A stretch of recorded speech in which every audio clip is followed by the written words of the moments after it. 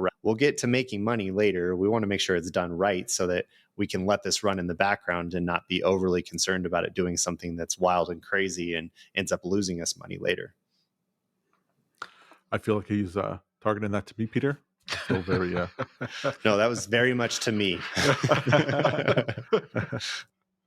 So I just want to bring this up here. So I'm showing you the simple way of going about this, like the bare bones how it works. But generally speaking, um, there are far more strategies out there where you actually have the granular control. I'll just show you that really quickly.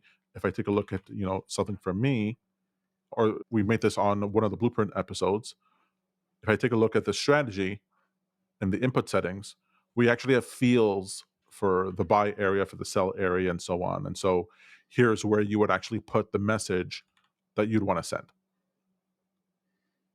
So buy, sell, and then if I wanted something here for the stop loss, I would say, okay, just go ahead and exit this order.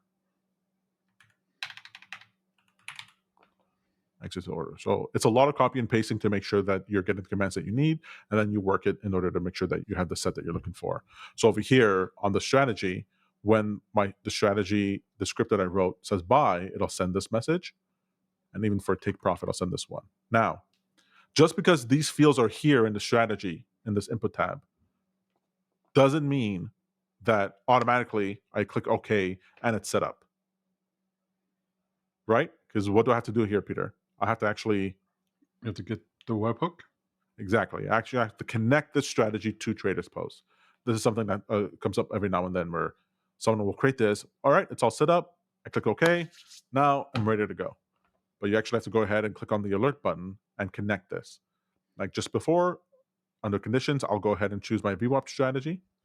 And now, instead of having the whole message here that appears like we saw before, I just need to send one thing. I'm going to send something called strategy dot order alert underscore message.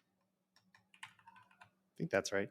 Strategy dot order dot alert underscore message with the two curly braces next to each other.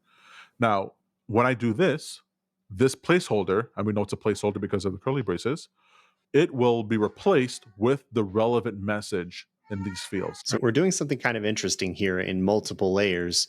What we've done is we've defined the message payloads as inputs to the strategy so that the strategy knows what message to actually use at the time of the event, whether it's the entry or the stop loss or the exit or the sell and so on and so forth.